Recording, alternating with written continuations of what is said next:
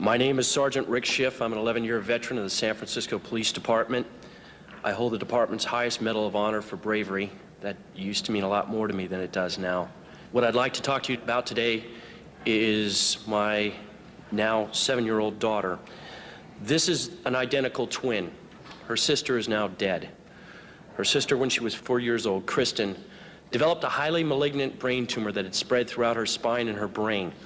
The doctors told us that we had really two options: take her home, let her die, or bring her in for massive dosages of chemo and radiation simultaneously.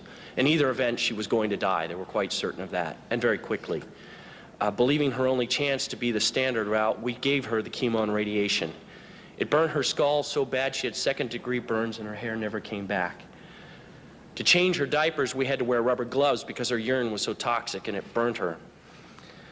At the end of 6 months, miraculously, she survived the standard treatment, although there was a high expectation she wouldn't. She still had cancer. We were told, sorry, we've done everything we can. Now she's going to die, probably within a couple of months. My wife and I, choosing not to accept that, started reading. The first book I picked up, the third chapter, discussed Dr. Burzynski. As you may guess, I have some expertise in fraud. In fact, I'm quite certain there are enough attorneys in the room that I could be vordeered as an expert in fraud. And I conducted my own investigation. I have no doubt the man is not a fraud. I have no doubt that he does what he does out of earnest belief that his medicine works. And now you're in a position to judge for yourselves whether it works or not. But it's well established by the FDA that it's non-toxic. 18 months later, we took my daughter off the anti-neoplastin. She had not died. She had no signs of tumor. She remained free for 18 months of cancer. Within a month, the cancer was widespread in her brain. We put her back on Burzynski's. By the way, at the objections of our doctors, for some reason felt that it had failed her. We put her back on. Within 9 weeks, the tumor was completely gone. She died last July of neurological necrosis. Her brain fell apart from the radiation. The autopsy showed that she was completely cancer-free. Out of 52 cases of that disease ever, no one died cancer-free, just Chrissy. So she didn't die of a terminal illness. She died of my inability to care for her properly, and she died from bad advice. She died because there's a government institution that disseminates false information and is not looking out for the welfare of the people. You know, ladies and gentlemen, I swore an oath 11 years ago, and I think most of us in this room swore it at one time or another, to uphold the Constitution. It says life right in the beginning.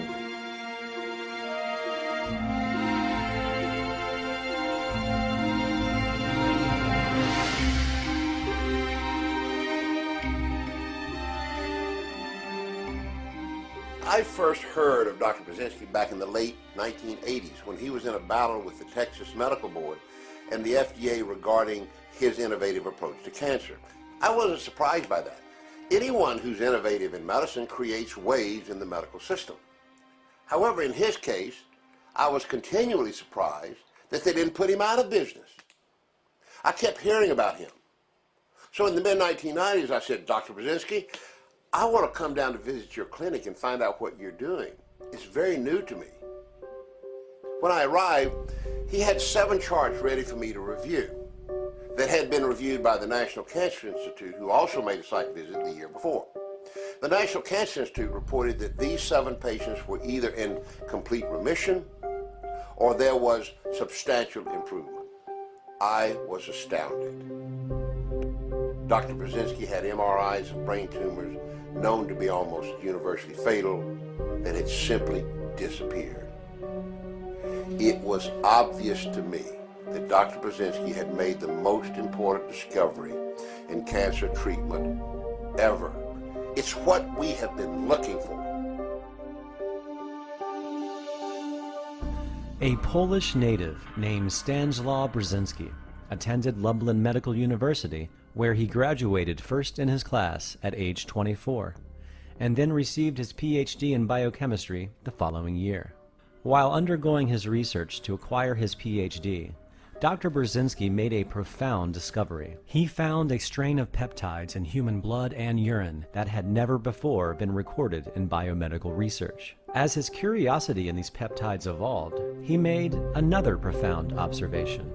People who were inflicted with cancer seemed to lack these newly discovered peptides in both their blood and urine, while those who were healthy and free of cancer appeared to have an abundance of these peptides. Dr. Burzynski theorized that if he could somehow provide a way to chemically extract these peptides from the blood and urine of healthy donors and administer these peptides to those with cancer, perhaps it could be useful in treating the disease. Now, discovering something in the urine at that time that had not been discovered before is like finding a whole bunch of islands 10 miles off the coast of Miami. It came as a big surprise. All of a sudden, he was besmirched as the urine doctor. We forget that extracting things from the urine is an established medical modality. Tens of millions of women have been swallowing extracts of horse urine, Premarin, for decades. But all of a sudden, it was abhorrent to our sensitivities. Well, Dr. Burzynski now synthesizes all of the antineoplastons. Dr. Burzynski's manufacturing facility in Stafford, Texas, where his anti-neoplastons are now synthesized, is a multi-million-dollar, 46,000 square foot facility which staffs 5 engineers, 4 chemists, 3 pharmacists, 4 medical doctors, and 4 researchers. What we started in 1970s now is forming completely new approach to cancer treatment, which is called gene-targeted therapy. Antineoplastons are medicines which work on the genes which are causing cancer. And now there's 25 medications which belong to the family of gene-targeted therapy, which are approved by FDA in the United States. The problem with these medicines is that they don't cover as many genes as antineoplastons. Many of them simply work on single genes, and this is not enough to have long-term responses. Single medicine is not going to do it. It's not enough. Antineoplastons work on close to 100 different genes. Our bodies contain 2 categories of genes that allow cancer to flourish: oncogenes and tumor suppressor genes. When someone has cancer, they have a higher level of oncogenes switched on, with a higher level of tumor suppressor genes switched off. The goal is to tell the body to both switch back on the tumor suppressor genes and turn off as many oncogenes as possible. Statistically, every day, 1 out of 10,000 cells in our body may develop in the wrong way, and some of these cells may become cancerous cells. But why we don't develop cancer, all of us, is because we have protective system, we have antineoplastons who will immediately force these malignant cells to die by working on the genes, by turning on genes which fight cancer, turning off the genes which promote cancer. As long as we have proper amount of antineoplastons in our system, we should not develop cancer. If we are deficient, then we can develop cancer. So this means that I put together a theory of the second quote-unquote immune system in our body. Today, Dr. Burzynski is permitted by the FDA to treat cancer patients using antineoplastons in FDA-approved clinical trials. Since brain cancer is one of the most difficult types of cancer to treat, he places a heavy focus on brain cancer in his clinical trials. On May 15th of 2000, I was diagnosed with an inoperable stage 3 anaplastic astrocytoma brain tumor. Following my diagnosis, I was told that I had 6 to 18 months to live. So I met with oncologists here in Los Angeles and in San Francisco, and they were telling me at that time, the oncologist told me that the protocol for me would be to do Temodar, which is a chemotherapy, followed by a course of radiation. I asked them what that treatment would get me, and they said maybe 5 years. Maybe 5 years of life. So of course I asked what would happen after 5 years if I get to that 5 years, and they said, well, we'll see what's available at that time, meaning I would perpetually be on a course of treatment. Didn't sound good enough for me. Also at that time I'd heard about Dr. Burzynski in Houston, and I found out about Dr. Burzynski through a friend of mine, but I met with a prominent neurosurgeon here who wrote off Dr. Burzynski. I mean, he told me point blank that antineoplastons don't work. Dr. Burzynski's treatment really sounded right to me. So I started on his treatment on June 6th of 2000. In December of 2000, all that was left of the tumor was scar tissue. And again, this was confirmed through an MRI. In October of 2001, I stopped antineoplastin therapy altogether. I've had annual MRIs since that time, so over the course of the last 8 years, annual MRIs have confirmed all that's left of the tumor is scar tissue, and I've been off of treatment for that entire time. So Dr. Burzynski cured me of a brain tumor. If we review Jody Fenton's medical records, who was known at this time as Jody Gold before she was married in 2005, it shows she underwent an MRI at St. John's Medical Center in Los Angeles on May 11th of 2000, where they found a 2-centimeter mass, which they suspected was cancer.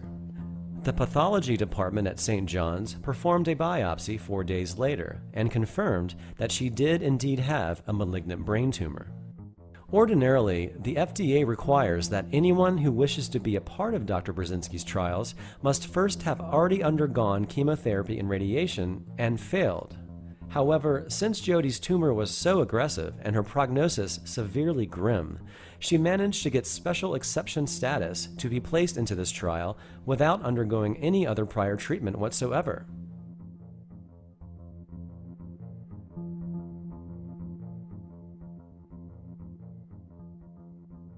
An MRI on June 1st of 2000 revealed the size of the enhancing portion of Jody's tumor, which was the part of her tumor that was the most aggressively growing.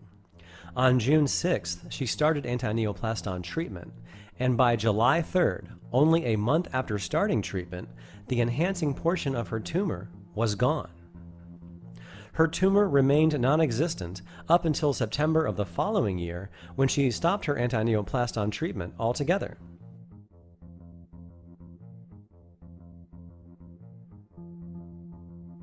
It's one thing to be shown a single anecdotal case with this type of brain tumor, and it's another to simply compare clinical trial data of inoperable anaplastic astrocytoma patients treated with toxic radiation and chemotherapy versus clinical trial data using only Dr. Burzynski's non-toxic antineoplastin therapy. A 2005 clinical trial report using only radiation and chemotherapy found that 5 of 54 patients, or 9%, were cancer-free at the end of treatment, while a 2008 clinical trial report using only antineoplastons found that 5 of 20 patients, or 25%, were cancer-free at the end of treatment, with no toxic side effects. Jody Fenton is one of them. If Jody Fenton had undergone the therapies originally prescribed to her, her life would have been very different. Now she is alive, well, and prospering. It's as if she had a bacterial infection and Dr. Burzynski treated it with antibiotics.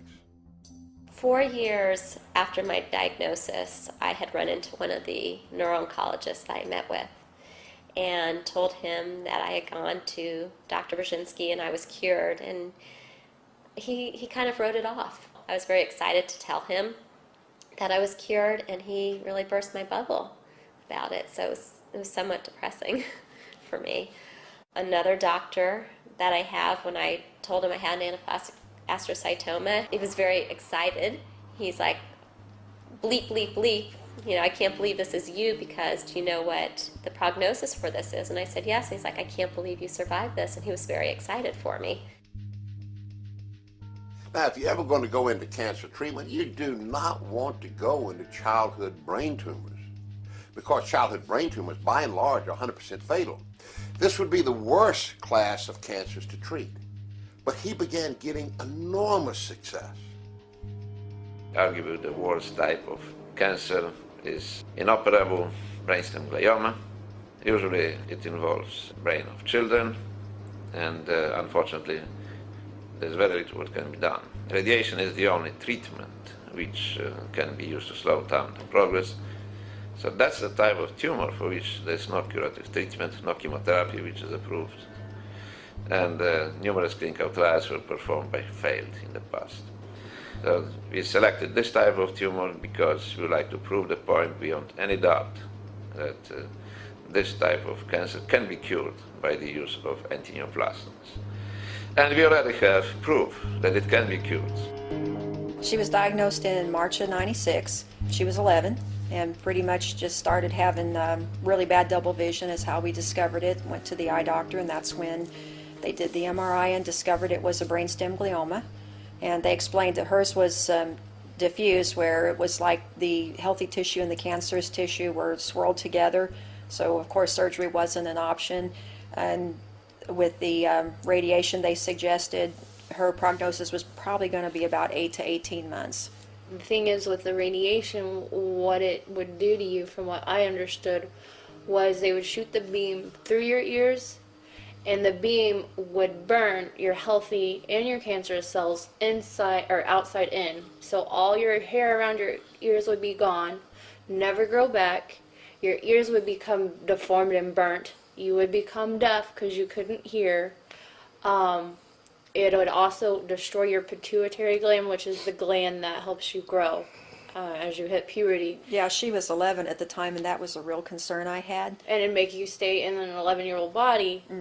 And basically, in the end, you'd become in a vegetated state where you couldn't take care of yourself, which wasn't a very good quality of life. Because my big concern was with the oncologist originally that we were dealing with was, you know, how it was going to affect her development, and when she started to enter the teenage years, starting a period and growing and developing. And he just looked at me and he said, well, frankly, Mrs. Russell, she's not going to live that long. What she would have to go through in those extra months, that would be horrible. I wouldn't want to go through it. Why do it? You're handed a death sentence anyway. So what was the point of the radiation? You know, you have to say, okay, modern medicine doesn't have an answer. Let's find our own. Jessica Russell's brainstem glioma was confirmed by an MRI in Springfield, Missouri, and the Children's Hospital of St. Louis, Missouri.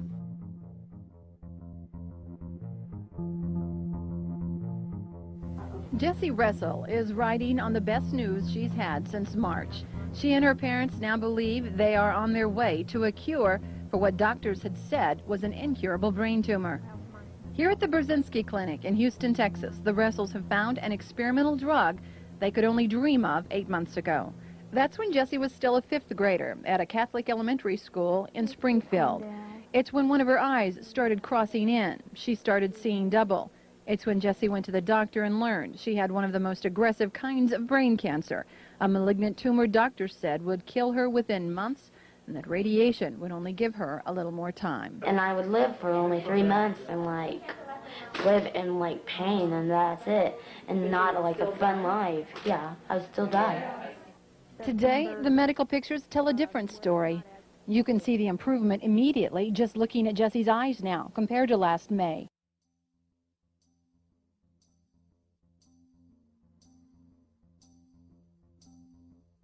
An MRI on May 7th of 1996 revealed the size of the enhancing portion of Jessica's tumor.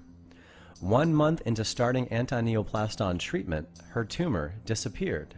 However, given the aggressive nature of this type of tumor, it quickly returned in August and remained until November, in which time Dr. Burzynski doubled her anti-neoplaston dosage until her tumor went away in December, only to return again in January of 1997, stayed around until April, and finally disappeared in May of 1997, 1 year after starting anti-neoplaston treatment. Jessica's tumor remained non-existent up until October 2001, when her brainstem glioma was considered resolved.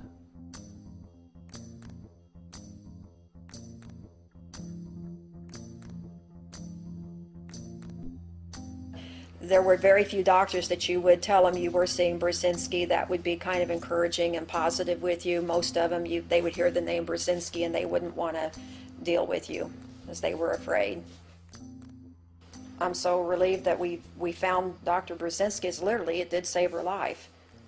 And here she is now 24, and she's got a little boy who's almost 5, and then she has her second baby will be born in October. We just found out she's having a little girl. Again, it's one thing to observe a single anecdotal childhood brainstem glioma survivor, and it's another to see the results from FDA-supervised clinical trials treating Jessica's type of cancer. Here is a table illustrating studies published in 2006 comparing the results of different childhood brainstem glioma treatments. There were 3 groups treated with radiation and chemotherapy, and 2 groups treated with Dr. Burzynski's anti-neoplastons. Out of all 3 groups treated with radiation and chemotherapy, only 1 of 107 patients, or 0.9%, were cancer-free after treatment. However, this patient did not live beyond 5 years, presumably being devastated by the amount of radiation and chemotherapy. Out of both groups treated with anti-neoplastons, 11 of the 40 patients, or 27.5%, were cancer-free after treatment, and 11 of the 40 patients, or 27.5%, lived more than 5 years. Most of these brainstem glioma survivors who were not previously subjected to toxic chemotherapy and radiation before starting anti-neoplaston treatment have gone on to enjoy full, healthy lives. So the good news is that the cancer can be cured. The worst type of cancer can be cured for good. The people who are surviving, they live normal life. No side effects from the treatment, no symptoms, no sign of tumors, back to life. We studied some of them as children, and they have their own 3 children. There is no impairment of fertility. They just live normal life. The bad thing, however, is that we know that we can help not everybody, but some of these patients. Well, if about 30% of patients can survive over 5 years, and a number of them live over 10 years without any sign of cancer, that's a good thing. But obviously this is just the beginning. We need to perfect this. We need to introduce the newer generation of angioplasties, which we call 2nd and the 3rd generation of angioplasties, to make the treatment more effective, to cover broad spectrum, and to be easier to administer. They came back, they said she has this large baseball-sized tumor in her abdomen, and not only that, but it's in her kidney.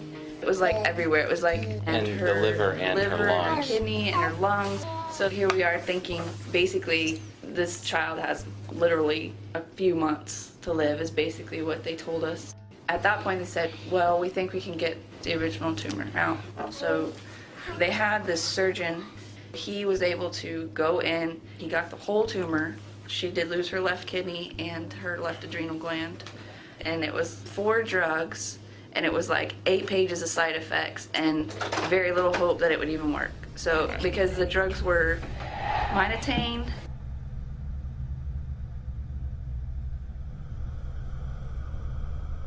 doxorubicin,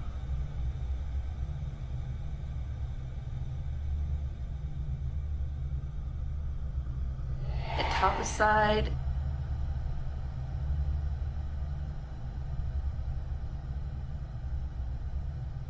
and cisplatin. And they told us, admittedly, this is the most toxic regimen that we have. We have a 6-month-old with 1 kidney, and the side effects were like kidney failure, here leukemia, I mean other kinds of cancers coming from this. And I was just like, even if she's going to pass away, I can't do this to her. I can't, because it's like, why would I want her last few months of life to be miserable? I didn't know what to do. I just knew that I didn't want to put her through all that intense high-dose chemo and miss out on what might be the last bit of time that we have with her, because I had talked to my uncle. He's in his 60s now, but when in 1969, my cousin, his daughter, was like 3, and she got cancer of some kind. And he told me about what that was like in that time, and they just kept giving her more chemo and more chemo and more chemo, and then finally we had this long, several-hour conversation one day, and he told me, I asked him, because I had prepared myself, was trying to prepare myself, I said, what is it like when a doctor tells you, that's it, I can't do anymore? And my uncle Ray told me that for the last few weeks of my cousin's life, They they celebrated Christmas once a week. And they had a Christmas and a birthday once a week until I was it.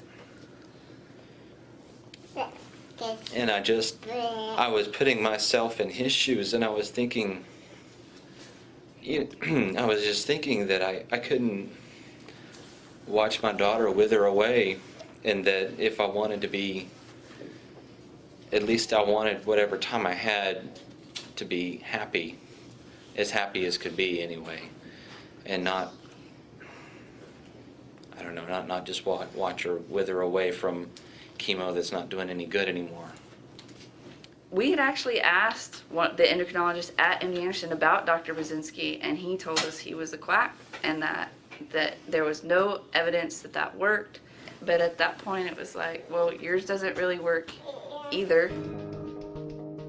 The other thing that I did on the FDA's website, you can look up the date at which any drug was granted FDA approval, and I realized that the oldest drug they wanted to give her had come out in the early 70s. The newest drug that they wanted to give Kelsey came out around 1988.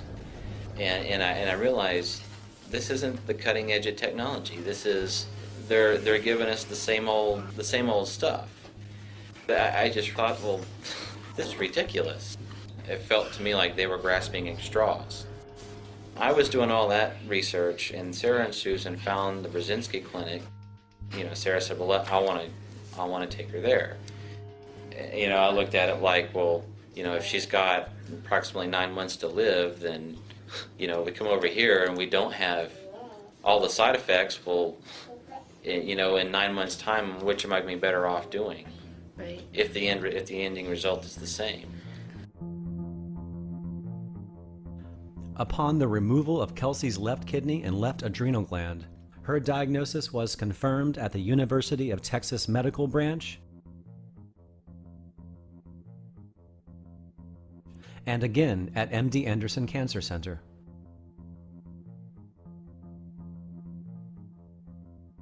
Where, a month later, MD Anderson also confirmed that Kelsey's cancer had spread to her lungs.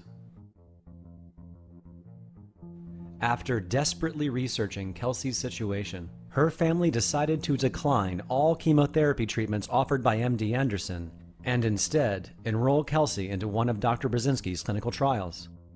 By this time, Kelsey's cancer had also spread into her liver.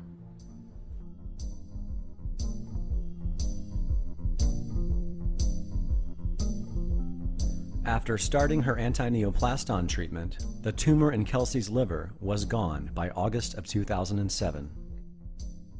CT scans of her chest revealed 6 tumors in her lungs at the start of treatment.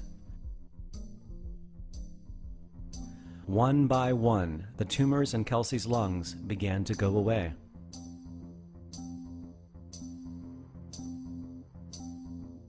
Leaving one small spot 4 years later, which was deemed to be inactive and most likely scar tissue. Today, Kelsey Hill is considered to have had a complete response to her anti-neoplaston treatment.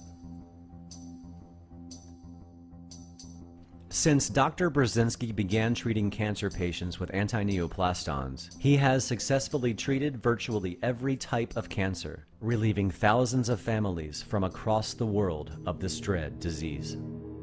Yet, unlike other clinical trials which are supported by billion-dollar pharmaceutical companies and are often assisted by large tax-funded research grants from the National Cancer Institute, the United States government currently prohibits any taxpayer money to be granted to Dr. Burzynski's FDA-approved clinical trials. A single phase 3 trial will cost about $25 million.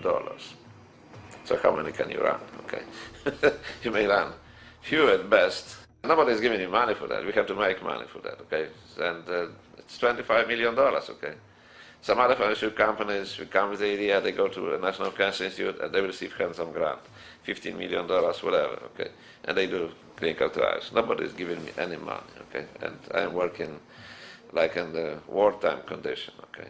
Like working somewhere in the Gaza Strip or West Bank, okay? When the bombs are falling on you, but you still have to treat patients, you still have to do phase 2 clinical trials. Given the existence of a treatment that is curing cancer at a rate that traditional medicine could only dream of, and doing so without any damaging side effects, most would assume that every penny of our tax dollars allocated for cancer research would be thrown in Dr. Burzynski's direction. The problem that we face, however, is that a huge financial house has been built on the paradigm of purging the body of cancer cells. Burzynski's discovery means that the foundation, the walls, and the roof of that house need to be replaced. Think about it. You know, you've got thousands of doctors in oncology and in oncology residency programs. You've got the pharmaceutical industry pumping out chemotherapeutic agents every month. There are all kinds of machines that deliver radiation. You got all this stuff in the war on cancer, and it's trillions of dollars. I find it very interesting that we have all these walks for the cure of cancer. You got all the wristbands. You got all the donations. We're going to find a cure this decade. All this money keeps pouring in, and it all goes to the same guys.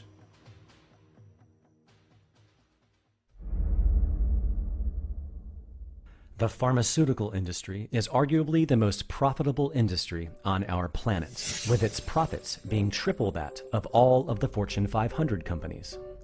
Rising profits result in rising stock prices. The only way this industry can sustain this profitable momentum is by continuing to introduce new patented drugs. And since the pharmaceutical industry relies on the FDA as its gatekeeper to introduce these new drugs, it's in their best interest to ensure the FDA remains as compliant as possible. And since the FDA is also an office of the United States government, it's in the government's best interest to preserve one of its most powerful industries. The former editor-in-chief of the New England Journal of Medicine, Dr. Marcia Angel, has been very outspoken with the idea that it's time to take the Food and Drug Administration back from the drug companies. In 1992, Congress put the fox in the chicken coop. It passed the Prescription Drug User Fee Act, which authorizes drug companies to pay user fees to the FDA for each brand name drug considered for approval. The User Fee Act put the FDA on the payroll of the industry it regulates, and it has drastically changed the way it operates. The part of the agency that reviews new drugs now gets more than half of its money from the pharmaceutical industry. The FDA's coziness with industry is underscored by the composition of its 18 advisory committees, outside experts who help evaluate drugs. Incredibly, many of these advisors work as consultants for drug companies. The FDA behaves as though the pharmaceutical industry is its user, not the public.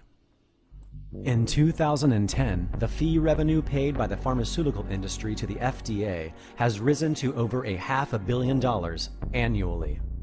Pharma now pays over $1.4 million per application for most cancer drugs submitted to the FDA to ensure a timely approval. It's important to understand that neither Congress or the FDA had requested this new fee structure to occur. Instead, pharma itself went to Congress and imposed these new fees onto the FDA, in essence, purchasing the FDA's Drug Evaluation Department from both the government and the public.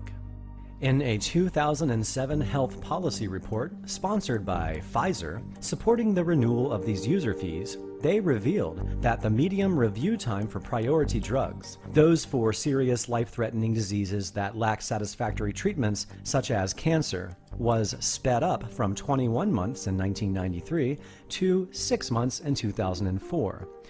Dozens of cancer therapies have been reviewed and approved within 3 or 4 months. Meanwhile, Dr. Burzynski, his patients, and other supporting scientists have made every conceivable effort to get the FDA, and thus the government, to cooperate in the research, review, and approval of anti-neoplastons since 1977.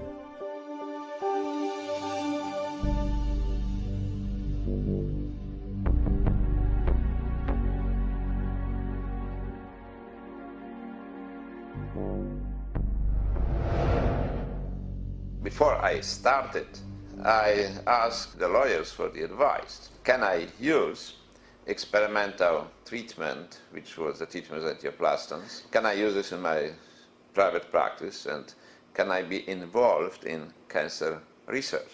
Simple as the private company.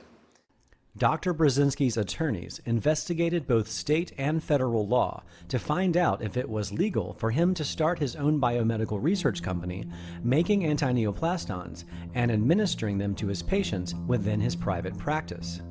They found that according to both the Texas state and federal law, the use of any drug or new drug can be used to meet the immediate needs of the patients of a licensed doctor, particularly when there is no other available option for them.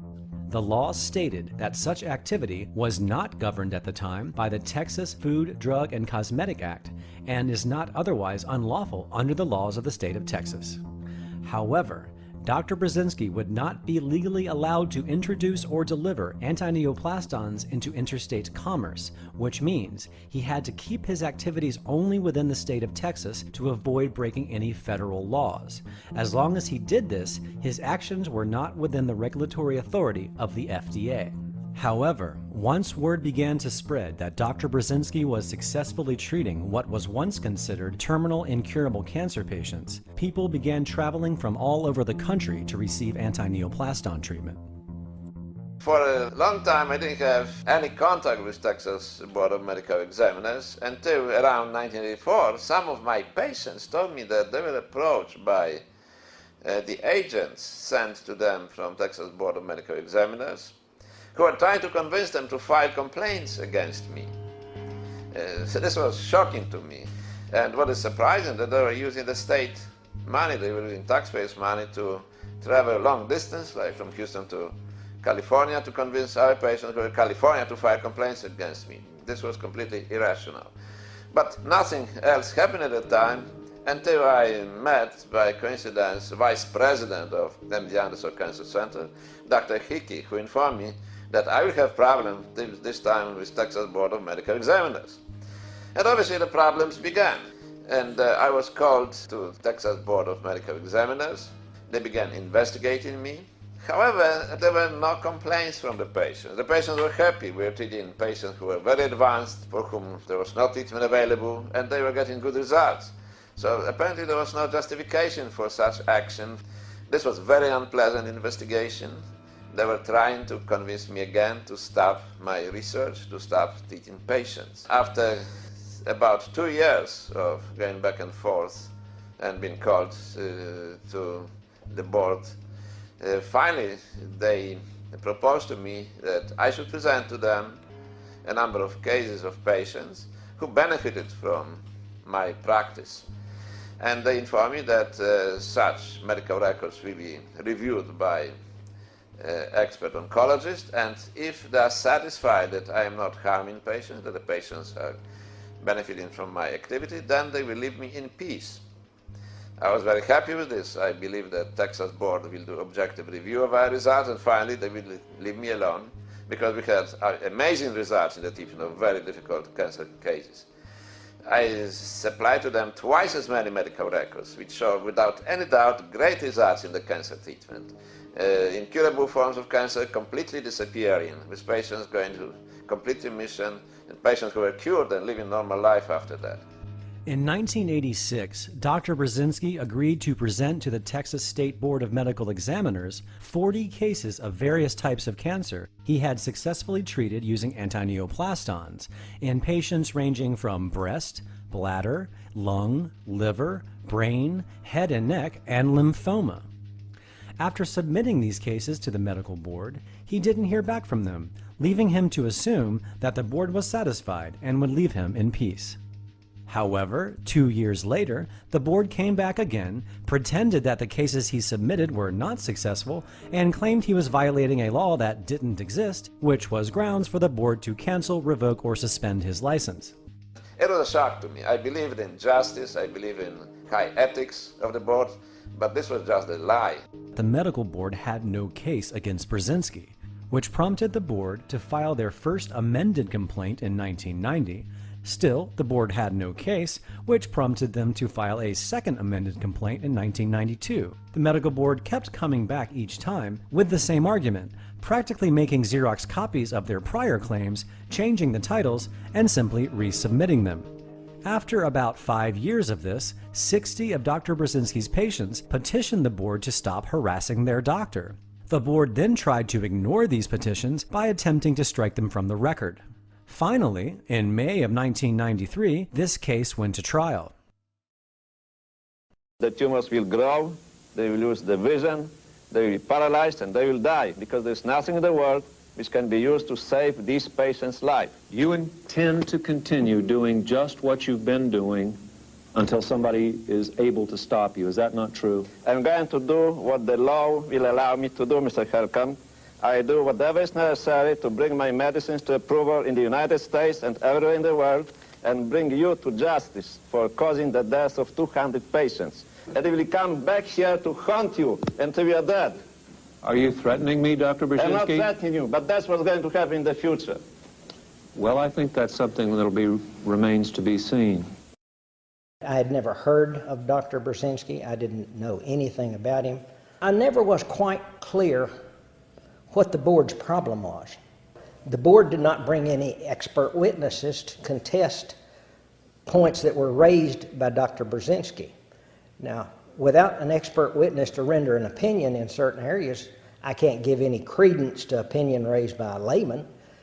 And Dr. Burzynski brought in Dr. Nicholas Petronas. Some of the most dramatic testimony on Dr. Burzynski's behalf came from Dr. Nicholas Petronas, Doctor, I want you to see up here. a Georgetown University expert who was a member of the National Cancer Institute's team that analyzed 7 of Dr. Burzynski's cases.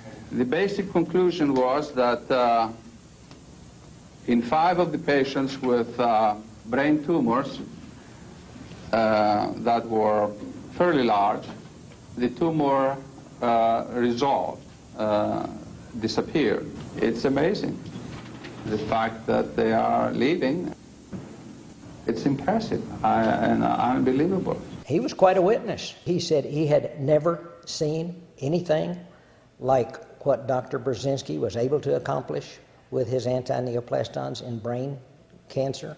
He had one young boy there who had been treated. He was about 12 at the hearing, strapping lad, good-sized boy. But when he was first started on treatment when he was about 4 years old, I think his name was Paul, he was given up on by his original doctor. When Mary Michaels took the stand on behalf of her son Paul, she trained her eyes on the state's attorney. I mean, I have enough to worry about when I go to bed at night about my son and my family. I don't need to worry that this treatment's going to be taken away. What do you think might happen if... Oh, never mind. Never mind. I have no other questions. For all I know, the kid may still be alive.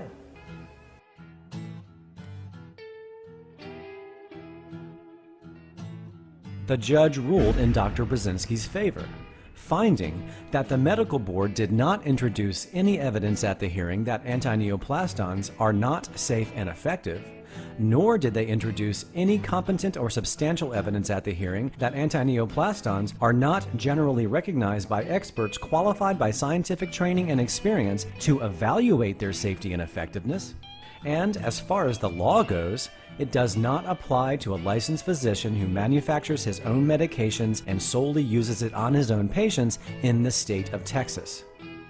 Now, most would think that at this point the Texas Medical Board would stop wasting their time, Burzynski's time, terminal cancer patients' time, and the taxpayers' money pursuing a case they knew they couldn't win. Then they told me after they were going to rewrite my proposal for decision and take adverse action against Dr. Burzynski, and I said I thought that was rather foolish. Well, think again. The state of Texas wants Houston doctor Stanislaw Burzynski to stop treating his patients with drugs he produces at his own pharmaceutical plant. The drugs called anti-neoplastons are non-toxic compounds of proteins and amino acids, often lacking in cancer patients. Even though the state of Texas acknowledges that the drugs may be helping some who are terminally ill, The state says the drugs shouldn't be used. This is the State Board of Medical Examiners, which licenses doctors in Texas. This is the agency challenging Dr. Burzynski in court. One judge has already told the board members that they don't have a case. All of this nonsense which is going now should disappear, because they should realize that I am right, okay? They're fighting losing battle. I am saving human lives, and if they put me out of business, the people will die. This is the brain of an 8-year-old boy with a huge tumor most thought would kill him. He used Dr. Burzynski's drug. Images of his skull taken 6 years later show the tumor has almost disappeared. Dr. Bruce Cohen is the director of neurologic oncology at the prestigious Cleveland Clinic. The only explanation is that it shrunk because of the therapy Paul has received. He confirmed Dr. Burzynski's results on Paul. 7 years that we've had Paul, and he's been healthy, and I owe it to this man. And there's no way that I'd ever be able to thank him enough for what he's done for us. Today, that boy, Paul Michaels, and his anxious family sit in the courtroom with other patients. Undeterred by the 1993 ruling, the Texas Medical Board took Dr. Burzynski to a higher district court. Of course, this time, they knew they couldn't raise any issues about whether or not his treatment was effective. The Texas State Board of Medical Examiners, which has fought to suspend Dr. Burzynski's license because his treatments have never been approved, says, quote, the efficacy of anti-neoplastons in the treatment of human cancers is not of issue in these proceedings. It takes a bureaucrat to come up with that idea, because a layman, that would really be the question. Well, Dr. Burzynski has won his latest round in court. The medical examiner's order was reversed, but that is not expected to be the end of his trouble with the state of Texas. The Texas Medical Board took this imaginary case all the way to the Texas State Supreme Court, where the judge issued an erroneous probation order against Burzynski, which Burzynski successfully served, but again, leaving the Texas Medical Board completely unsuccessful in their efforts to remove his medical license. So, if efficacy was not an issue, and Dr. Burzynski wasn't breaking any laws, then why would the Texas Medical Board continue on with this empty pursuit? Well, it was eventually realized, even by the mainstream press, that the Food and Drug Administration had been pressuring the Texas Medical Board to continue trying to take away Dr. Burzynski's medical license. For this story, we wanted to talk to the FDA about its policies and procedures. The agency did agree to talk to us on background where it wouldn't be quoted, but it repeatedly refused our requests for on-camera interviews. While they were busy pressuring the Texas State Medical Board to try to revoke Dr. Burzynski's medical license, they were even busier trying to revoke Dr. Burzynski completely from society by trying to place him in prison. The FDA and pharma quickly realized that if Dr. Burzynski's discovery would be given a fair review process, not only would chemotherapy and radiation dwindle into obscurity, financially crippling the industry, but it would also mean that for the first time in history, all of that income would funnel away from pharma and into the lap of one single scientist who holds the exclusive patent rights. Apparently, the FDA had not ruled out the possibility of this happening one day. On March 12, 1976, FDA Bureau of Drugs Director Richard Kraut states in the cancer letter, when anyone other than large institutions ask permission to conduct clinical trials, you want harsh regulations. Sometimes we say it is proper to hinder research. And once these guidelines were adopted, the FDA would consider itself bound by them. In 1982, Kraut states again, I never have and never will approve a new drug to an individual, but only to a large pharmaceutical firm with unlimited finances. And so, the fiercest fight in FDA history began. Dr. Burzynski's dealings with the FDA commenced in 1983. At that point, the FDA commenced a civil action to try to close the clinic and stop all patients from receiving the medicine. Before the judge in this case had announced her ruling, the FDA sent her a letter warning her in advance, if this court declines to grant the injunction sought by the government, thus permitting continued manufacture and distribution of anti-neoplastones, the government would then be obliged to pursue other less efficient remedies, such as actions for seizure, also known as raiding his clinic and home, and condemnation of the drugs, also known as a propaganda campaign, or criminal prosecution of individuals, also known as throwing Dr. Burzynski in prison. Regardless of these threats from the FDA, the judge in the case basically said that he can treat anybody he wants in Texas, but he can't ship his medicine in interstate commerce. The FDA viewed that as a failure and told Dr. Burzynski's at the time, his attorneys at the time, that they have other ways to get him. Let's talk about the other ways. In 1985, the FDA convened a grand jury to hear evidence to try to indict Dr. Burzynski. In connection with that, they had a raid of his clinic where they seized 200,000 pieces of paper, including all of his medical records of all patients. A little difficult to practice medicine when you don't have medical records. Obviously, they came out and they confiscated all of our medical records. And it took us about 12 years or 14 years to recover these medical records. In the meantime, we are permitted to make copies of the medical records in their office, but it was also the neglect of human well-being. We are dealing very sick people. They took medical records, and we needed these medical records to really fight for the lives of these patients, but they took this away. They didn't care for these patients. The patients could die. They were not important. They presented the evidence to the grand jury, no indictment. 1986, they come back, seize another 100,000 documents, no indictment. 1990, another grand jury, either the second or the third. They present more documents. Dr. Burzynski testifies extensively before the grand jury, no indictment. 1991 to 1993. FDA investigates Dr. Burzynski. We don't know if evidence was presented to another grand jury. 1994, another grand jury, no indictment. 1995, another grand jury. This grand jury started in March of this year. On March 25th, I believe, it was Dr. Burzynski, along with a few of his patients, appeared on CBS show This Morning. Let me play devil's advocate. Here you all, very desperate folk, had undergone some cancer treatment, correct? No. None at all for you? I None had at all no for you. treatment. Let me go after these guys then first. Had undergone some treatment. Could it not have been that the treatment that you received prior to Dr. Burzynski's treatment was what, in fact, really cured you? Well, I'll jump on that. No way, because the recurrence I had was in a brand new spot that had not been involved before. So if all the punishment that I went through for the year went out of my system, and after it went out of my system, all of a sudden a new tumor comes in, how could that first treatment have helped the subsequent tumor? Later that day, the FDA came, another raid, more patient documents, more subpoenas.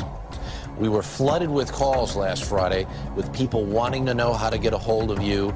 They're going to see this story this morning, see that you've been raided by the FDA, and they're going to want to know if you're for real or if the concerns of the FDA may have something to do with your treatments and the viability of your treatments.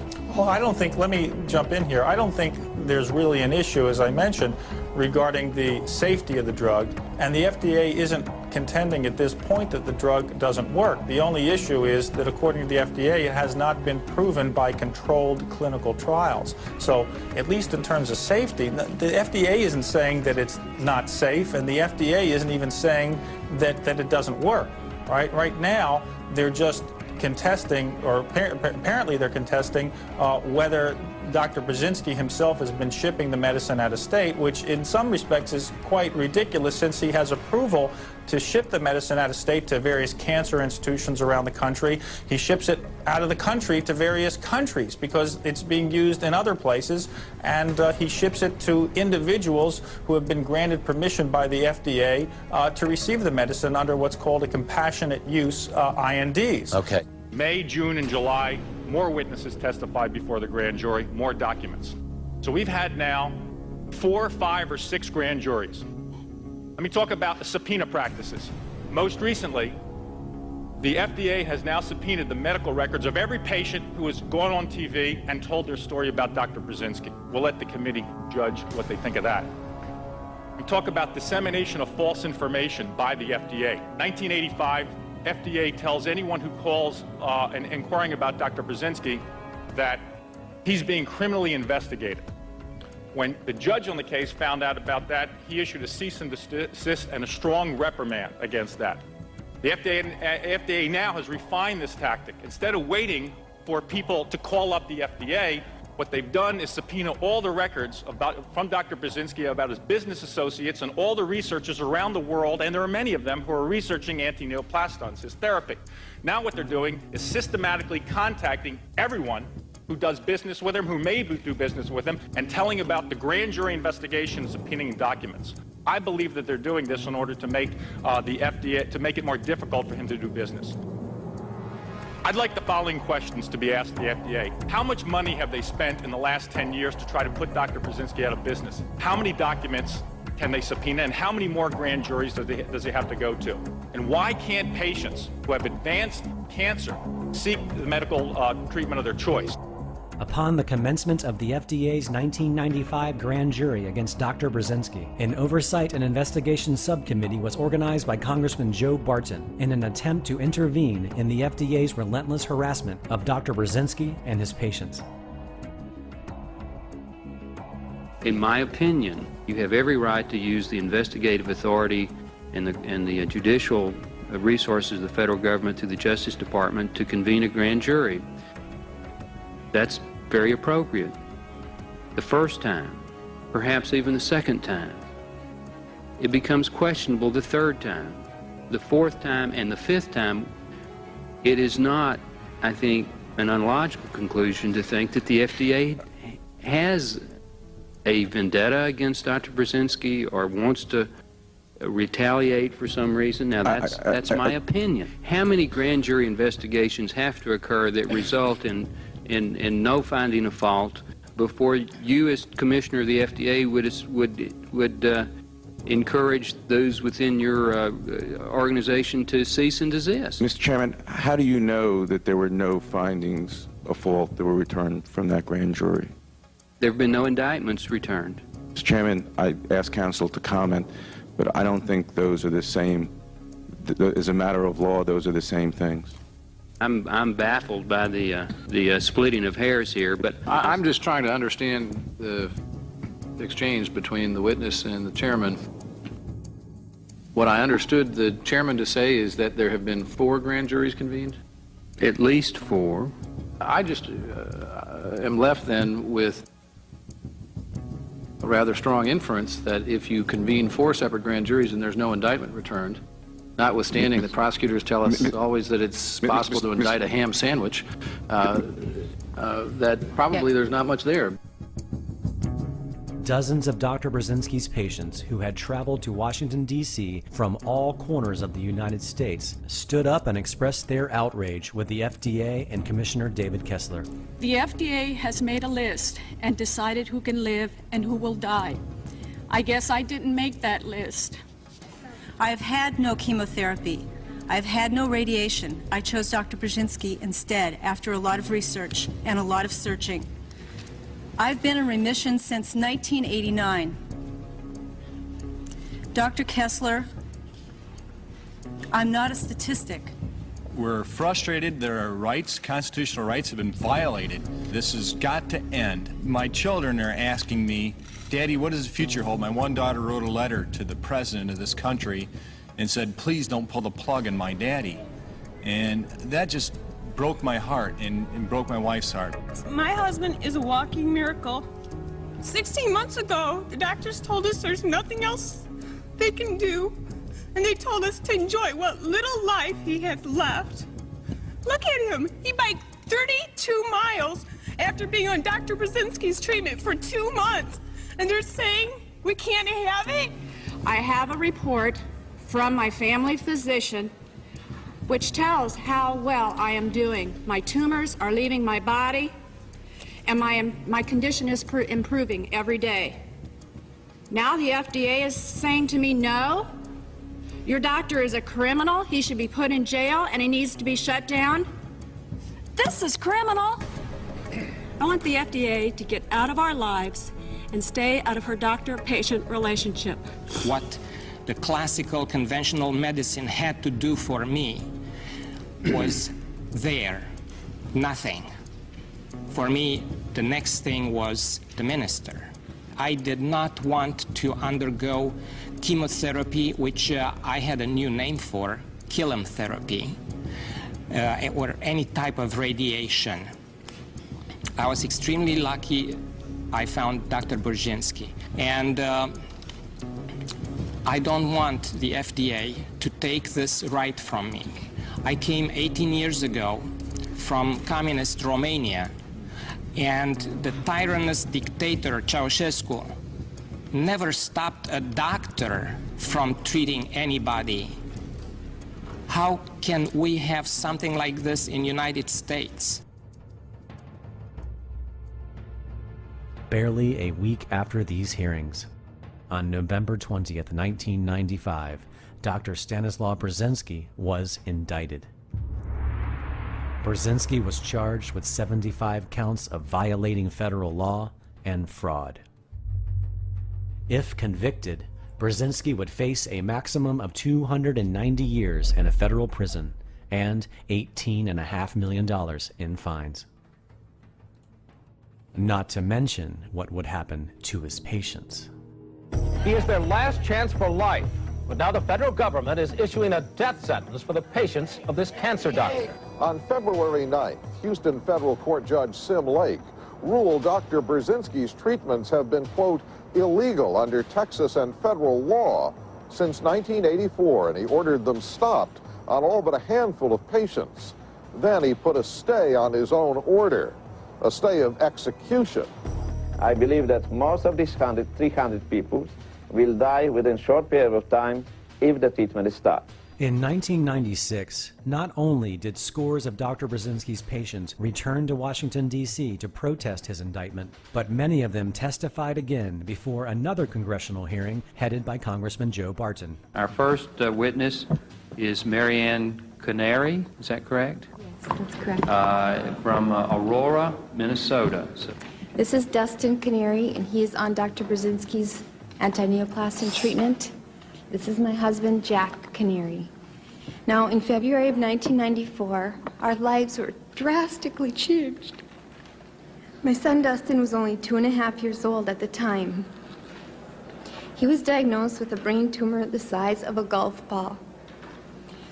The surgeon removed 75% of his tumor, and the remaining 25% was diagnosed from a biopsy as a malignant, very aggressive medulloblastoma brain tumor, one of the most deadly forms of brain cancer. The doctors told us Dustin had only a few months to live. The first treatment offered us was radiation, but the radiation doctor told us that at his young age, Dustin would become a vegetable, and it would only extend his life for maybe a few months. The next doctor wanted us to enroll Dustin in a experimental chemotherapy, which was highly toxic. The side effects would include hearing loss, kidney and liver damage, bladder, stunted growth, and a possible leukemia. One question I would like to ask is, would you do that to your child? We weighed the harm these experimental drugs would cause against the fact that they would not cure Dustin, and decided not to subject him to these drastic measures. But our oncologists told us that their opinion took precedence over us as parents. This put added stress to the already stressful situation we were in. In April of 1994, we visited Dr. Stanislaw Burzynski in Houston. Dr. Burzynski made us no promises, but said that he often had very good results with brain tumors. At worst, it would not hurt Dustin, and it offered the best hope and a longer quality of life. An MRI 6 weeks after we started Dr. Burzynski's treatment revealed no tumor. We were very overjoyed. Dustin continued anti-neoplastin therapy, and 1 year later, a tumor 1 inch by 1 inch in size was found on the MRI. That would be April of 1995. Dr. Burzynski immediately raised Dustin's dose of anti-neoplastins. There were still no harsh side effects at all. The next MRI in September of 1995 revealed that the tumor had almost disappeared again. To this day, it has not reappeared. If you look at Dustin right now,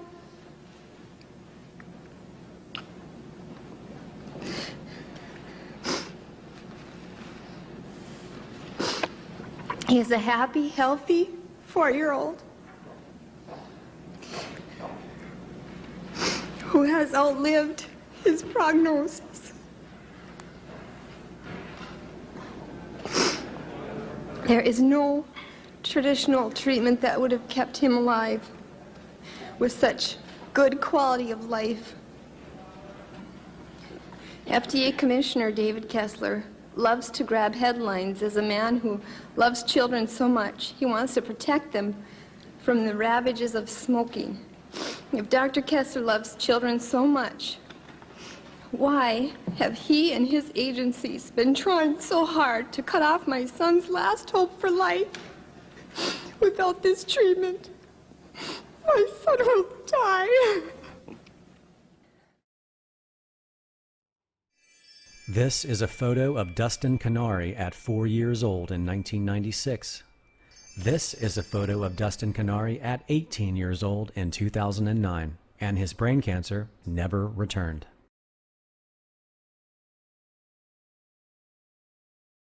In 1996, because of pressure from the politicians and American opinion, FDA agreed to accept all of the patients whom we have at the time to the program of phase 2 clinical trials. Basically, we filed and received permission to proceed from FDA for 72 different phase 2 clinical trials, which covered practically any type of cancer. This was such a tremendous work that basically it was necessary for me to work almost around the clock with 6 secretaries who were typing different protocols, and later I learned that FDA created a special task force to be able to review these protocols. You have sarcoma, soft tissue sarcoma, there's a special protocol for that. You have breast cancer, special protocol. For lung cancer, a few different protocols. For brain tumors, about over 20 different protocols for different types of brain tumors. So, just a year before his trial facing life in prison, the Food and Drug Administration had finally authorized the very thing that Dr. Burzynski and his patients had ever wanted. Even still, the FDA would not back down in making sure Burzynski's trial moved forward. Federal prosecutors concede that a cancer doctor they will put on trial here in January for using an innovative but unapproved drug has been saving lives. The prosecution marks the first time the FDA has tried to jail a scientist for using a drug on which he is conducting FDA-authorized clinical trials. In a pretrial motion, Assistant U.S. Attorney Mike Clark objected to a defense request for the jury to visit the chemical plant where Dr. Burzynski manufactures anti-neoplaston. The jury visit request is a thinly veiled effort to expose the jury to the specter of Dr. Burzynski in his act of saving lives. Whether anti-neoplaston does or does not work is not an issue, and the jury should not be asked to decide the question. He added that if the issue comes up at trial, it would be an irrelevant, emotional, prejudicial, and misleading concern. The issue of whether anti-neoplastons work may not even come up during the trial. The judge says that's not relevant, but the defense contends that's exactly the point, that what was done in developing the drug and administering it was done to save lives. This trial cost the American taxpayer $60 million, while costing Dr. Burzynski over $2.2 million. $700,000 of Burzynski's legal defense was raised primarily by Dr. Julian Whitaker through his newsletter, Health and Healing. After Dr. Whitaker wrote of the plight and injustice being done to Dr. Burzynski, his readers sent in close to 18,000 checks in small donations for Burzynski's legal defense. The trial is expected to last about 2 months. The jury will then decide whether Burzynski is a fraud or a medical pioneer. On March 4th, 1997, due to a deadlocked jury, the judge declared a mistrial. And after saying the government had not presented sufficient evidence, he ordered that Dr. Burzynski be acquitted of nearly half of the 75 counts. You voted to acquit? To acquit, absolutely. Not guilty. Not guilty. I voted for acquittal. I voted my mind and my heart. I do not believe that Dr. Burzynski is a criminal. And I had voted to acquit. But the FDA was still not backing down. They took Dr. Burzynski to trial again. Though, after apparently accepting the absurdity of their case, on May 19th, the FDA suddenly dropped 40 of the 41 remaining charges. The FDA's facade in trying to convince the world that Burzynski was a criminal was completely unraveling. Even the jurors who voted not guilty in the first case took time off of work to join the patient's protest in front of the courthouse during the second case. I am appalled at the Food and Drug Administration and their actions. We're here today basically to protest the witch hunt that's going on by the FDA. We have to stick together and really support these patients that are suffering, not only health-wise, but having to come down here to make a stand against the FDA. Please don't waste my money abusing the system to make sure that you maintain your power. The jury spent about 3 hours deliberating this house of cards, leaving Burzynski acquitted of the final charge. Every one of Dr. Burzynski's patients now, every future Burzynski patient is and will be on a clinical trial.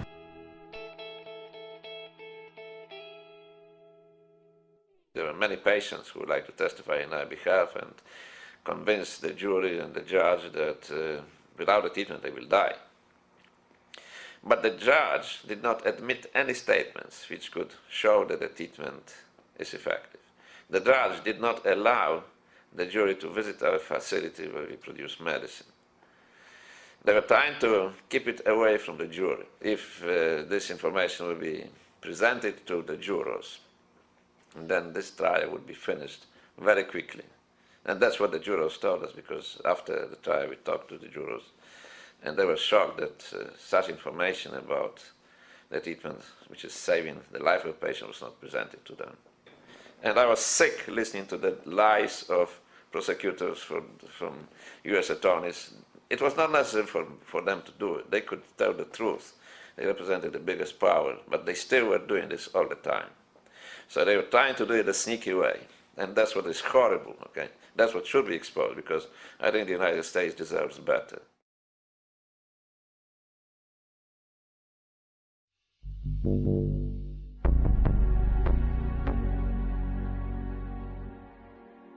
While all of this was taking place, Burzynski knew that the easiest way to keep the government from putting him out of business or in prison was to partner with an established pharmaceutical company. An interest was shown from Japanese pharmaceutical company Chugai and the Italian pharmaceutical company Sigma Tau, but both deals eventually evaporated, likely due to the rapport developed so far between anti-neoplastons and the FDA, being an issue indeed, and were unable to verify the likelihood that they could openly and effectively work with the FDA.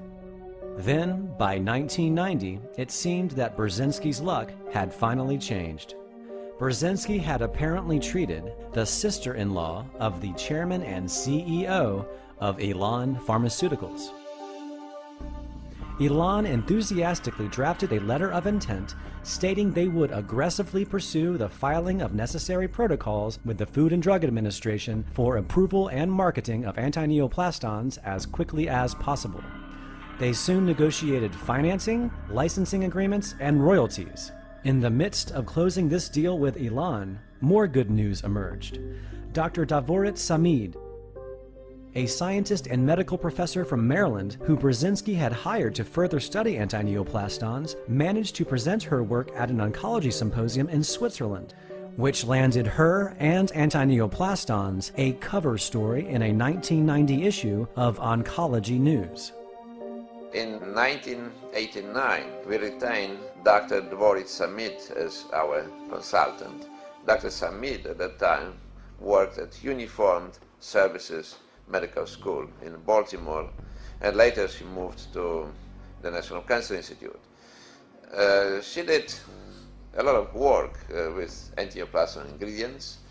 Unfortunately, when the pharmaceutical company entered the picture, such as Ilan Pharmaceutical, our consultant, Dr. Samid, became too close.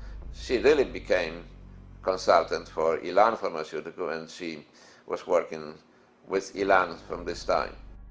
And suddenly, Ilan Pharmaceuticals terminated their licensing agreement, stating Ilan has significant doubt as to whether the active substances comprising of antineoplastons have patent protection, thereby rendering an agreement meaningless.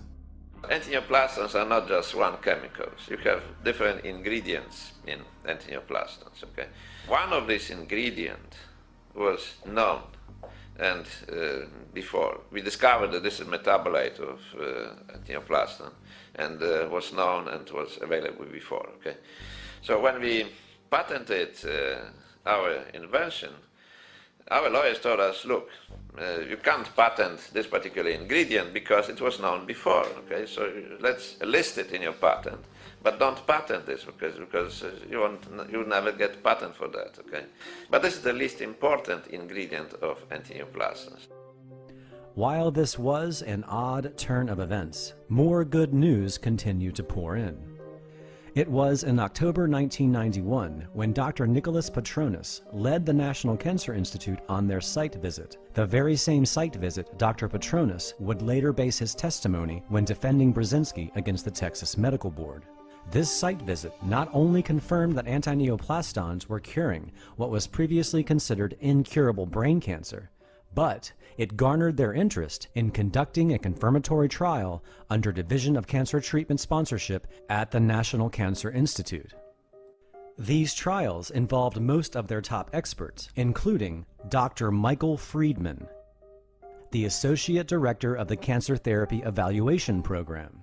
In a memo addressed to his director, Dr. Friedman wrote, "I thought you would be interested in this. Antineoplastons deserve a closer look. It turns out that the agents are well-defined, pure chemical entities. The human brain tumor responses are real." The National Cancer Institute's Decision Network then convened and gave the green light to conduct government-sponsored clinical trials of antineoplastons. Initially, everybody was very excited about it. Everybody would like to proceed. The people who reviewed our results, the experts from the NCI, they did a very good job. They were critical, of course, but they were also highly complimentary for the way we treat patients and the results we got. Okay, so it looks like everything should open and we move forward. Suddenly, everything came to the stop, and then we found that a few months later, Ilan received permission to do clinical trials with this particular ingredient. Okay, ours was pushed back for something like 4 years, and then Ilan was allowed to proceed with this one suddenly. When Ilan terminated their business deal with Burzynski, they went behind his back, recruited Dr. Davorit Samid, and partnered with the National Cancer Institute, where Dr. Samid soon became a section chief. Ilan then co-sponsored laboratory research and clinical trials testing only this single ingredient, called phenylacetate, the same chemical that Burzynski was advised he couldn't patent, and had already proven to be quite limited against cancer as a single substance as far back as 1980. After the treatment in a small number of patients, we found that the activity was quite limited. That's why we decided to abandon phenylacetate, and we use the other antineoplastons. One of them contained phenylacetate as the second ingredient. Phenylacetate alone has very small activity. It's not very effective. In 1994, I started working for Deborah Samid. She did let me know that one of those compounds is from Burzynski, Dr. Burzynski. You know, it's just say phenylacetate, and show me all the published paper about phenylacetate and its analogs and their anti-cancer activity. It was quite amazing in the lab, because if you find a compound that has anti-cancer activity and then you find a bunch of analogs, it's like you stumbled in a pile of gold. So people would think, hey, say, you know, patents, you know, that sort of thing. Devoted under her leadership, we find a lot of biological activities of these compounds. So it would have anti-cancer activity. So the scientists at Johns Hopkins tried to patent these compounds. But of course, Devoted was working with Iran Pharmaceutical Company at that time. So those guys at Johns Hopkins didn't have any chance of patenting those compounds. So, you know, but it's interesting that she would complain in the lab and saying that these guys, you know, it's try to, you know, go behind her back and patent these compounds. While Burzynski was facing continuous harassment from state and federal agencies, the earliest phenylacetate studies were published in April of '92, authored by Devoret Samid, hosted by the National Cancer Institute. Burzynski sat in awe as he witnessed the National Cancer Institute recruit one of his researchers, push his research aside, and begin to test phenylacetate without him, reporting, "Phenylacetate is both effective in inducing tumor cell maturation and free of cytotoxic and carcinogenic effects, a combination that warrants attention to its potential use in cancer intervention." 1995, you know, in the lab, I was still with Deborah, but I smell fishy. Something is not right. The first paper Deborah published about phenylacetate, if you look at the methodology section, there's the BRI abbreviation. She got materials from Burzynski Research Institute, Houston, Texas, but it didn't say Burzynski Research Institute. For us, as scientists, it's a funny practice.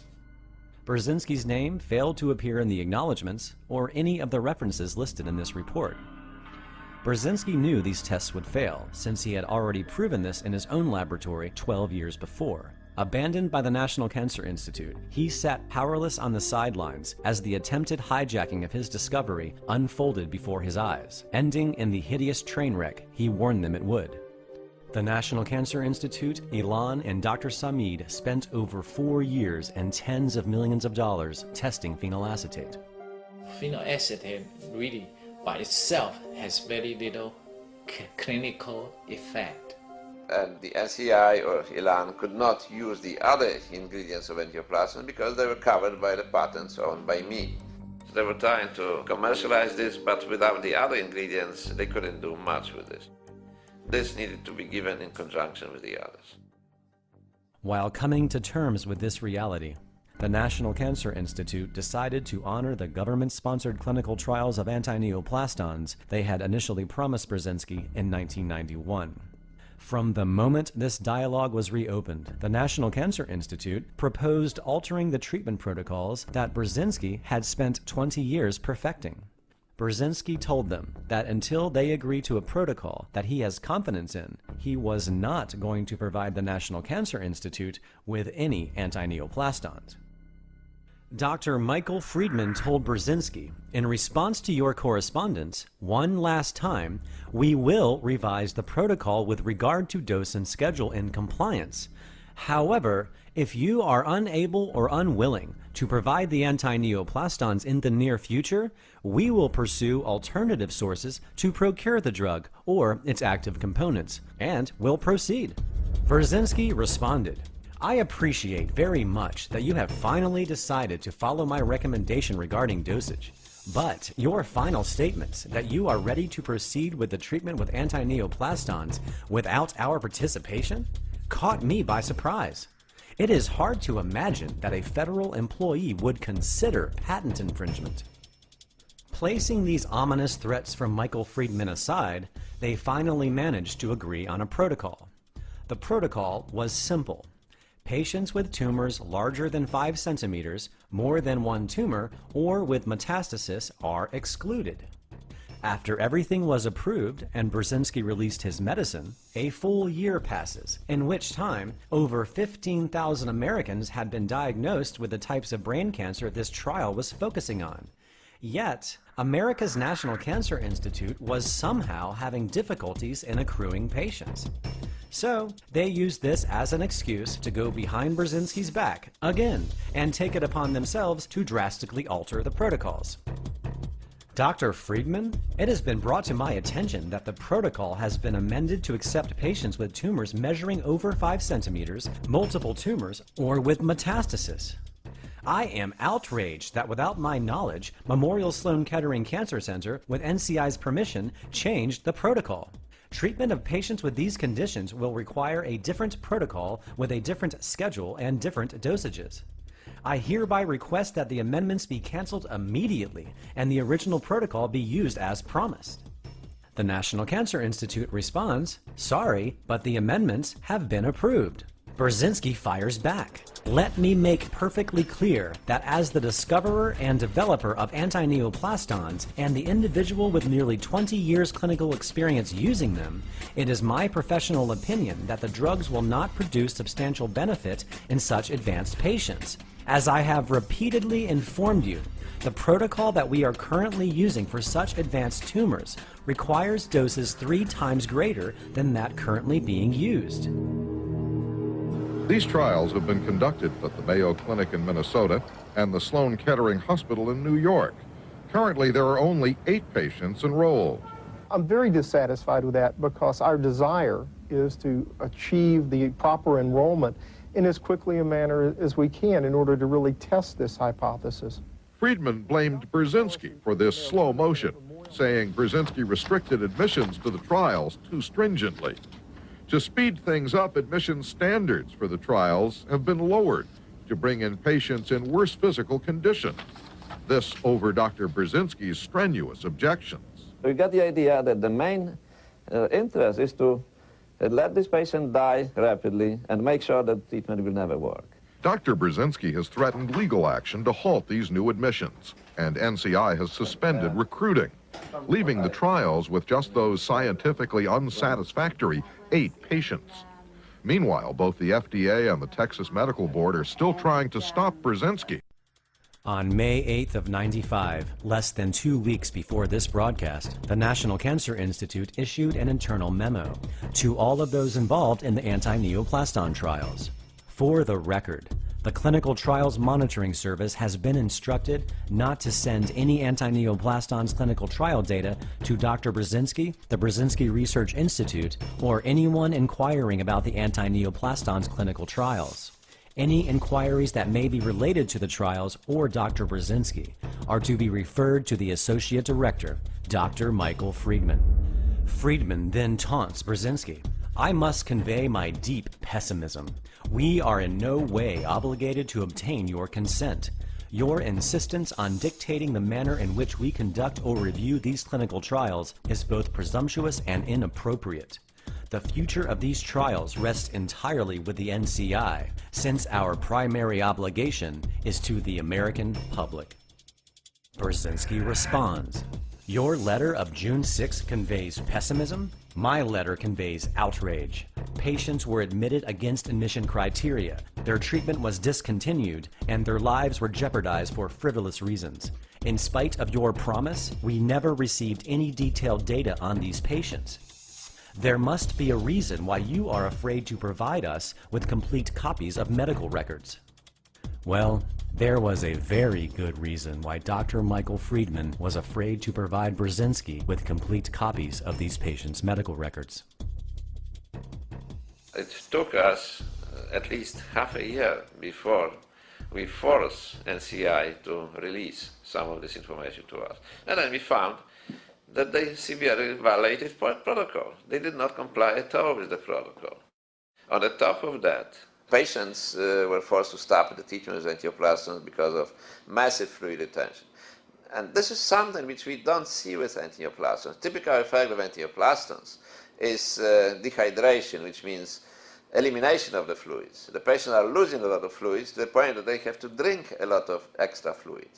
We don't see increased fluid retention. I was curious why this could happen. I knew that the patients were receiving a lot of intravenous fluid, but then we learned that perhaps the fluid which they were receiving were not antineoplastons. In October of 1995, the National Cancer Institute's Cancer Information Service issued a public statement for anyone inquiring about their clinical trials of antineoplastons. In it, they stated, "Because these studies were closed prior to completion, no conclusions can be made about the effectiveness or toxicity of antineoplastons." To their credit, and according to the scientific standards set by the National Cancer Institute, this was indeed the truth.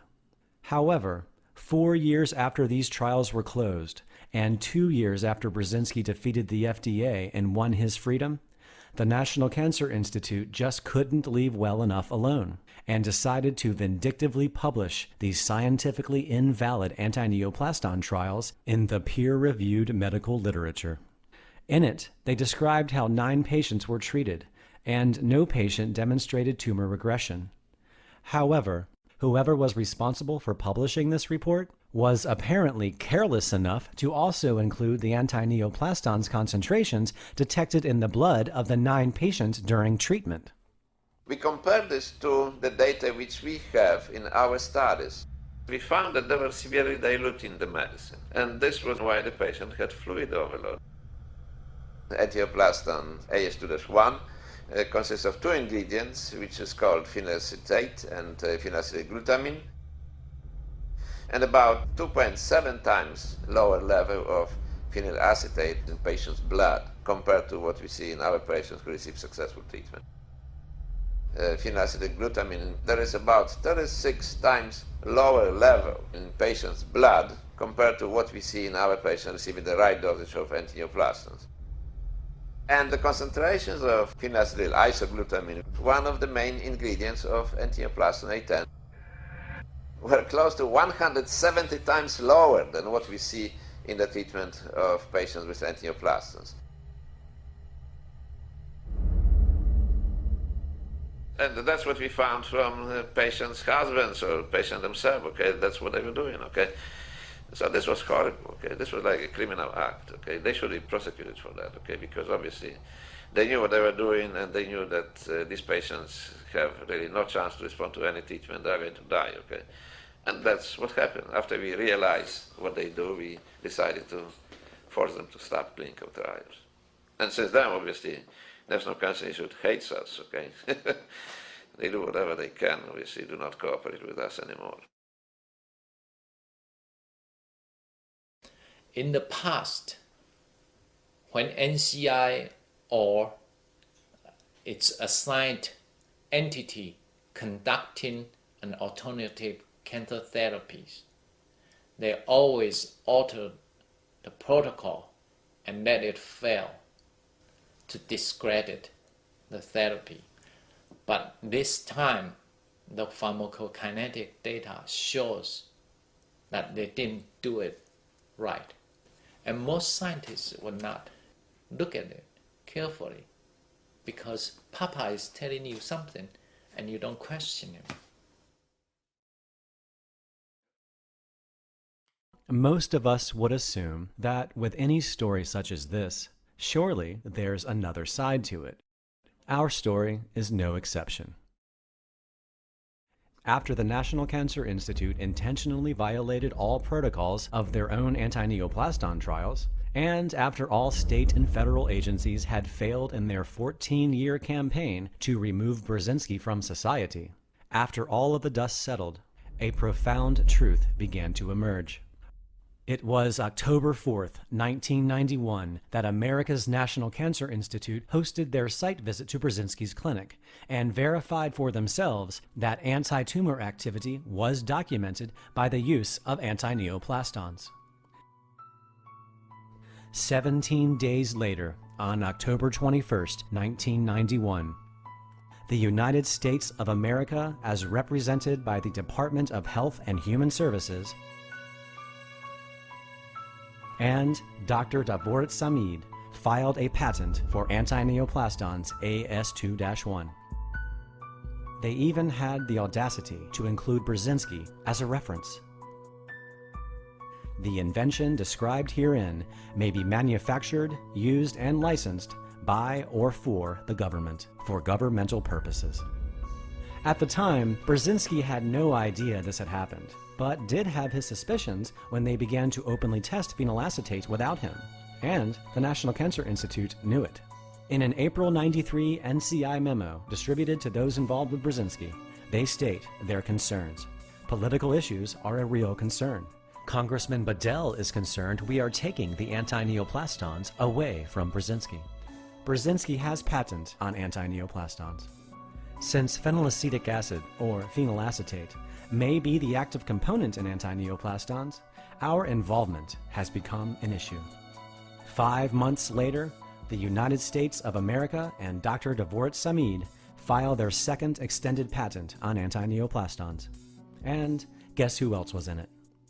In March of the following year, America files its most extensive updated anti-neoplaston patent to date, spanning 111 pages. 7 months later, they file a fourth one. June 6, 1995, the United States government has a field day filing their 5th, 6th, 7th, and 8th extended patent on anti-neoplastons.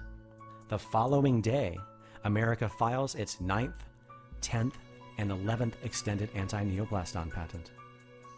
And a couple of months after the 11th patent was filed, Dr. Michael Friedman leaves his position at the National Cancer Institute and becomes Deputy Commissioner of Operations for the Food and Drug Administration, working directly under Dr. David Kessler. And by November of that year, after a decade of failed grand juries, the United States of America's Food and Drug Administration finally manages to indict Dr. Burzynski. 1 month into America's criminal trial against Burzynski, America's first patent on anti-neoplaston AS2-1 is approved. A month after America fails in their second trial against Burzynski, their second and third anti-neoplaston patents are approved. Over the course of the next 3 years, the United States Patent Office approves all 11 copycat patents on anti-neoplastons AS2-1. And as we know, all of this was done based on the fact that the United States, which is National Institute of Health, together with pharmaceutical company, which is Elan Pharmaceuticals, was trying simply to steal my invention. That's what they wanted, okay? It's not that we had successful visit from the National Cancer Institute in which they determined that this treatment works great, and they decided that we should go through phase 2 clinical trials, which will be sponsored by them. No. This gave the idea of some higher-ups at FDA to conspire with pharmaceutical company so that they can steal the invention from me and get it because it was good, okay? So that's the whole story, okay? And they knew that if I be still free, they won't be able to do it. Because they knew that if I would sue them, they would have a chance in court because we have our patents before, okay? So that's why the attempts from them to wipe me out financially, to put me to prison, to attack me from every possible angle, FDA, which is federal government, state government, to be able to steal my invention, okay? That's the real thing from the National Cancer Institute and Elan Pharmaceutical. They failed. We survived and we moved forward. These patents are full of useful information.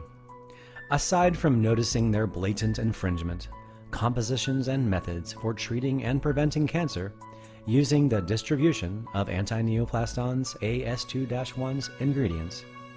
They enthusiastically state the neoplastic conditions treatable by this method include neuroblastoma, leukemia, myelodysplasia, acute glioma, prostate cancer, breast cancer, melanoma, lung cancer, medulloblastoma, and lymphoma, to name a few. They also point out how anti-neoplastons can also be used as a cancer preventative. However, the most revealing piece of information found in these patents is where they state current approaches to combat cancer rely primarily on the use of chemicals and radiation, which are themselves carcinogenic and may promote recurrences and the development of metastatic disease. Let's read that one again, shall we? Current approaches to combat cancer rely primarily on the use of chemicals and radiation, which are themselves carcinogenic and may promote recurrences and the development of metastatic disease.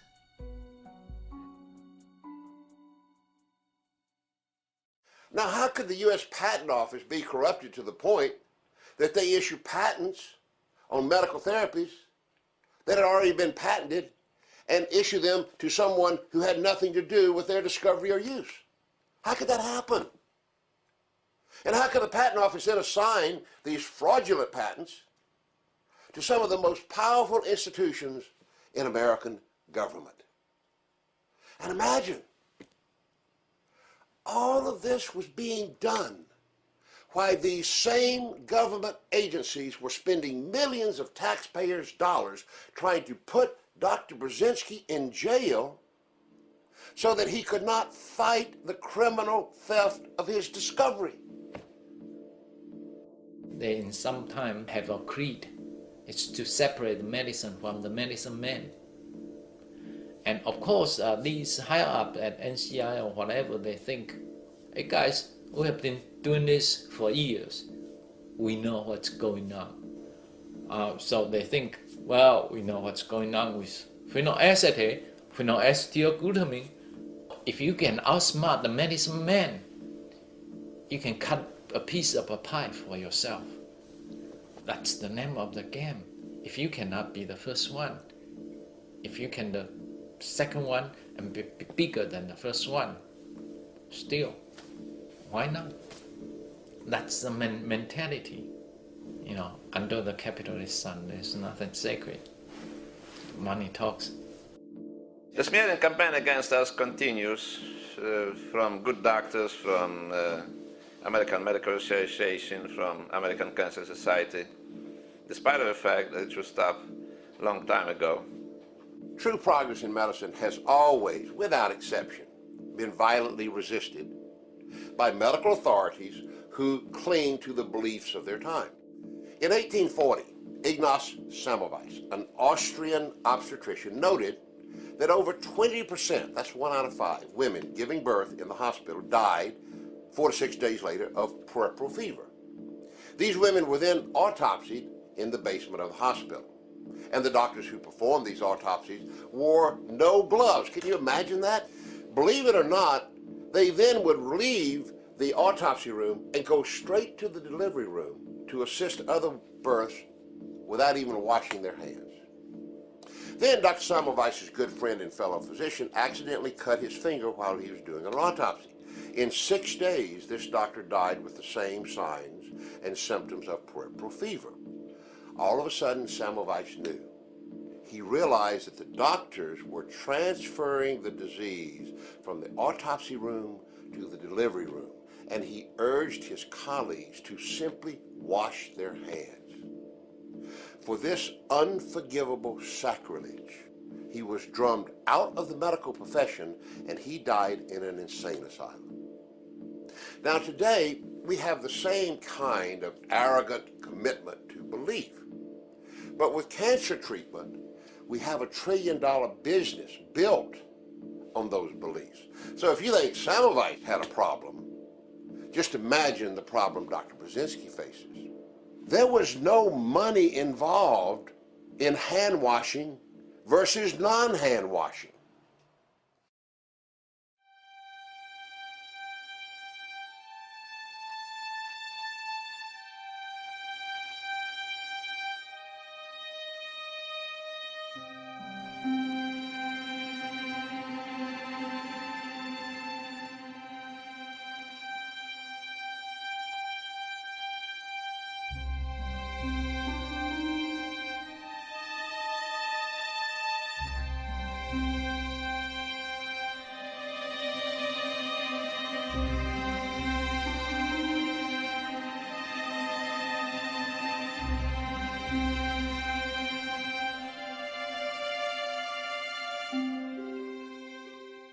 The fact that we are permitted to enter phase 3 trials means that the treatment shows already safety and efficacy in phase 2 trials. This means that at this moment we should receive overwhelming support instead of being harassed as we are so far.